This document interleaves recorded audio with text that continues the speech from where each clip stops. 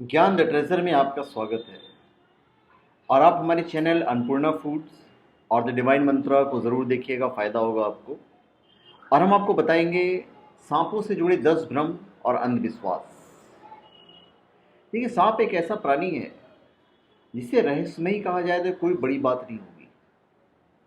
सांप के बारे में हम अभी भी बहुत कम जानते हैं। हमारे समाज में भी सांपों को अलग तरह से देखा जाता है। आज भी हमारे समाज में सांपों से जुड़े कई भ्रम और अंधविश्वास चले आ रहे हैं। सच्चाई बहुत कम लोग को पता है।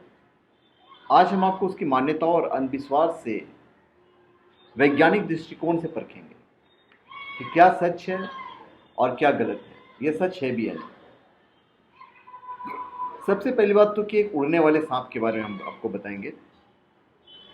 वैसे तो सांपों की किसी प्रजाति में उड़ने के गुण नहीं होते हैं, लेकिन भारत और दक्षिण पूर्व एशिया के वर्षा वनों में एक सांप पाया जाता है, रेन फॉरेस्ट में, जिसका नाम है फ्लाइंग स्नेक। हालांकि इनमें भी इनके नाम के अनुरूप उड़ने का गुण नहीं होता है, लेकिन इनमें अन्य सांपों से अलग एक विशिष्ट क्वालिटी पाई जाती है। ये फ्लाइंग स्नेक अपना अधिकांश समय वर्षा वनों के ऊंचे ऊंचे पेड़ों पर बिताते हैं। तो इन सांपों को जब एक पेड़ से दूसरे पेड़ पर जाना होता है तो ये शरीर को सिकोड़कर छलांग लगा देते हैं। जब ये सांप उछलकर एक से दूसरे पेड़ पर जाते हैं तो ऐसा प्रतीत होता है कि जैसे उड़ रहे हों। हालांकि इस तरह से ये सिर्फ 100 मीटर तक की दूरी तय कर पाते हैं, उससे ज़्यादा की नहीं। फिर एक है कि सांप अंडे देते हैं। ऐसा नहीं है। धरती पर पाए जाने वाले सांपों में से 70% सांप अंडे देते हैं, पर बाकी के 30% प्रजातियां इंसानों की तरह सीधे बच्चा पैदा करते हैं। फिर एक चीज़ है जिसको लोग कहते हैं कि सांपों की आंखों में सम्मोहन शक्ति होती है। कुछ लोग मानते हैं कि सांपों की आंखों में किसी को भी सम्मोहित करने की शक्ति होती है। यानी सांप जिसकी भी आंखों में देख लेता है, वह मनुष्य या अन्य कोई प्राणी उस सांप के आदेश का पालन करता है। यह भी अंधविश्वास और पूरी कल्पना के अलावा कुछ भी नहीं है। फिर कुछ लोग कहते हैं कि सांप इच्छाधारी होते हैं। हमारे शास्त्रों में भी कभी कहीं कहीं लिखा हुआ है। एक और ये प्रचलित मान्यता है, बहुत प्रचलित मान्यता है, जिसका कि हमारे साहित्यों और फिल्मों में जमकर प्रयोग हुआ है।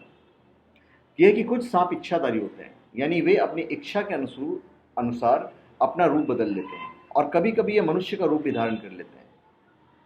ये भी एक मान्यता है कि पूरी तरह से गलत है। जीव विज्ञान के अनुसार इच्छाधारी सांप सिर्फ मनुष्यों का अंधविश्वास और कोई कल्पना है, इससे ज़्यादा कुछ नहीं। साइंस में अभी तक प्रूफ नहीं हुआ है। कुछ लोग कहते हैं या अंधविश्वास है कि कुछ सांपों को मूंछें होती हैं। सांपों की एक प्रजाति है हॉर्नेड वाइपर। उसके सींग तो होते हैं, पर सांप के किसी भी प्रजाति के मूंछें नहीं होती हैं, क्योंकि सांप सरीसृप है, रेप्टाइल वर्ग का होता है। इनके शरीर पर अपने जीवन के किसी भी अवस्था में बाल नहीं उगते हैं। होता यह है कि सांप को कोई खास स्वरूप देने पर अच्छी कमाई हो सकती है। इसी लालच में सपेरे घोड़े की पूंछ के बाल को बड़ी सफाई से सांप के ऊपरी जबड़े में पिरोकर सिल देता है। इसके अलावा जब कोई सांप अपनी केंचुली उतारता है तो कभी कभी केंचुली का कुछ हिस्सा उसके मुंह के आसपास चिपका रह जाता है। ऐसे में उस सांप को देखकर मूंछों का भ्रम होता है, और कुछ नहीं। फिर कुछ सांपों के दोनों सिरों पर मुंह होते हैं। ये भी एक अंधविश्वास ही है। कभी कभी जेनेटिक चेंज की वजह से ऐसे सांप तो पैदा हो जाते हैं जिनके एक सिर की जगह 2 सिर होते हैं। ऐसा इंसान सहित इस धरती के किसी भी प्राणी के साथ हो सकता है, लेकिन ऐसा कोई भी सांप नहीं होता है जिसके दोनों सिरों पर मुंह होते हों। होता यह है कि कुछ सांपों की पूंछ नुकीली ना होकर मोटी और ठूठ जैसी दिखाई देती है। चालाक सपेरे ऐसे सांपों की पूंछ पर चमकीले पत्थर लगा देते हैं जो आंखों की तरह दिखाई देते हैं, चमकते हैं, और देखने वाले को यह लगता है कि इस सांप के सिरों पर 2 मुंह हैं। फिर एक मान्यता है या अंधविश्वास है कि सांप मणिधारी होते हैं। सांपों से जुड़ी एक अन्य मान्यता यह है कि कई सांप मणिधारी होते हैं, यानी इसके सिर के ऊपर एक चमकदार, मूल्यवान और चमत्कारी मणि होते हैं। आजकल धड़ल्ले से फ्रॉड इसके हो रहे हैं। ये मणि यदि किसी इंसान को मिल जाए तो उसकी किस्मत चमक जाती है। मिथ है। जीव विज्ञान के अनुसार यह मान्यता भी पूरी तरह से अंधविश्वास है, क्योंकि दुनिया में अभी तक 3000 से भी ज़्यादा प्रजातियों और करोड़ों सांप पकड़े जा चुके हैं, लेकिन किसी के पास भी इस प्रकार की कोई मणि नहीं मिली है।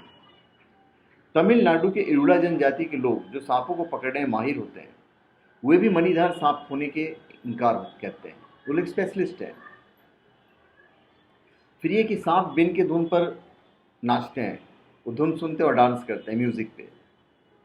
खेल तमाशा दिखाने वाले कुछ लोग सांप को अपने बिन की धुन पर नचाने का दावा करते हैं, जबकि ये पूरी तरह से अंधविश्वास है, क्योंकि सांप के तो कान ही नहीं होते हैं। दरअसल ये मामला सांपों को देखने और सुनने की शक्तियों और क्षमताओं से जुड़ा है। सांप हवा में मौजूद तरंगों पर प्रतिक्रिया नहीं दर्शाते, पर धरती के सतह से निकले कंपनों को वे अपने निचले जबड़े में मौजूद एक खास हड्डी के जरिए ग्रहण कर लेते हैं।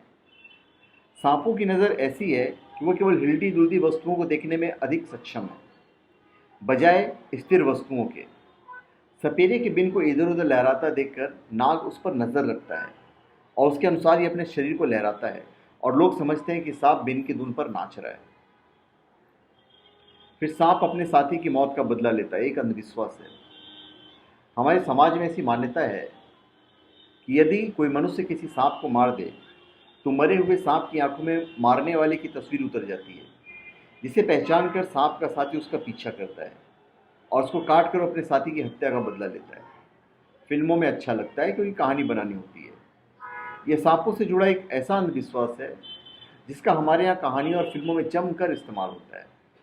लेकिन यदि हम बात वैज्ञानिक दृष्टिकोण से करें तो इसमें तनिक मात्र भी सच्चाई नहीं है।